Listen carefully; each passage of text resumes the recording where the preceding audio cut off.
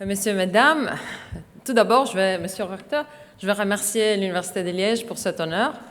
Et je veux faire un discours un peu plus personnel. Tout d'abord, je voudrais remercier ma famille, mes 2 fils qui sont là, les 2 des 4 fils que j'ai, qui ont été migrants comme moi, bon, des migrants un peu de luxe, et aussi des Européens. Effectivement, l'office du recteur m'a demandé, le bureau du recteur m'a demandé, ils m'ont dit, on a l'habitude de mettre les drapeaux de la nationalité des doctorants. Quel drapeau je vous mette, comme on vit au Canada, ils m'ont dit le canadien, le grec. Et moi, je dis, oui, je suis grecque, effectivement, d'origine, peut-être italienne d'adoption, européenne de cœur. Et finalement, je suis un peu cosmopolite en vivant au Canada les 2 dernières années et en construisant un futur, bon, voilà, dans le nouveau monde. Et voilà, c'est vrai que la pandémie nous a frappés tous et c'était le type de défi qu'on ne s'attendait pas. C'est vrai qu'on s'aurait attendu plus à les inondations, les incendies, les problèmes climatiques plutôt qu'une pandémie. Et elle nous a fait réfléchir et comme disait la collègue avant, on a été incarcérés dans nos maisons, on se trouvait trop de temps avec nos familles et on a dû se réinventer notre travail, nos modes d'enseigner, notre mode de faire recherche.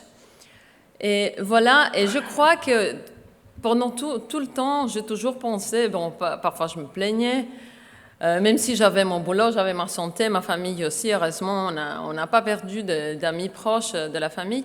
Je pensais aux migrants, ce qui est effectivement mon sujet de recherche, parce que je pensais les migrants, en général, ils vivent les défis plus sur la peau, parce qu'ils sont en général un peu plus, disons, moins privilégiés, et ils ont parfois moins de repères, moins de ressources, mais ils ont une forte résilience. Bon, c'était quoi, la destruction créatrice?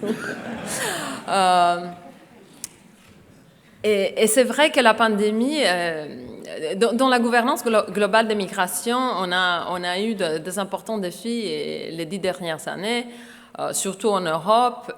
Et vous savez bien qu'on est arrivé finalement à croire qu'il nous faut une gouvernance globale, transnationale, sur un sujet qui vraiment quand même touche le cœur de la citoyenneté, de la nationalité, le contrôle des frontières, qui appartient à la communauté, qui n'appartient pas à la communauté. On est arrivé au Compact, à la signature du Compact, qui est dans pas mal de pays européens, je crois la Belgique était un de ces, ont failli faire tomber un gouvernement parce qu'ils étaient relativement, disons, un sujet conflictuel. Et voilà, 2 ans après, 3 ans après, effectivement, ça sera en décembre, on se trouve dans un monde qui est très différent. En fait, on parle de l'immobilité plutôt que de la mobilité. Et on se demande qu'est-ce que sera de la migration dans 5 ans.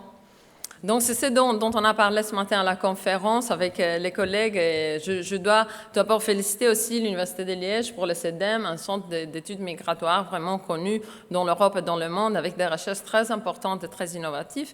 Et voilà, on n'a pas des réponses, je veux dire, claires. On ne sait pas où on va, mais ce qu'on a appris, c'est qu'il faut accepter l'incertitude. Et c'est là, je crois, la leçon la plus importante que la pandémie nous a donnée, qu'il faut accepter qu'il y a des choses qu'on ne sait pas et des choses qu'on essaie qu'on ne sait pas. Et donc, c'est plus de risques, c'est plus la société des risques dont nous parlait Ulrich Beck, un fameux sociologue allemand, il y a 30 ans, mais c'est plutôt la société d'incertitude qu'il faut accepter. Et là, je crois que les migrants nous apprennent que l'incertitude est pleine d'espoir, elle a un potentiel créatif très important. Ce n'est pas que l'incertitude, comme nous, en général, je dirais les Occidentaux, bon, les Européens et les Nord-Américains, on pense que l'incertitude, c'est une chose négative. Et voilà, je crois que j'aimerais bien penser qu'on peut se retrouver ici aussi à l'Université de Liège dans 5 ans, dans 10 ans, et dire, voilà, on a tiré une bonne leçon de la pandémie, on a créé une société plus juste, plus équitable et aussi plus heureuse. Merci bien.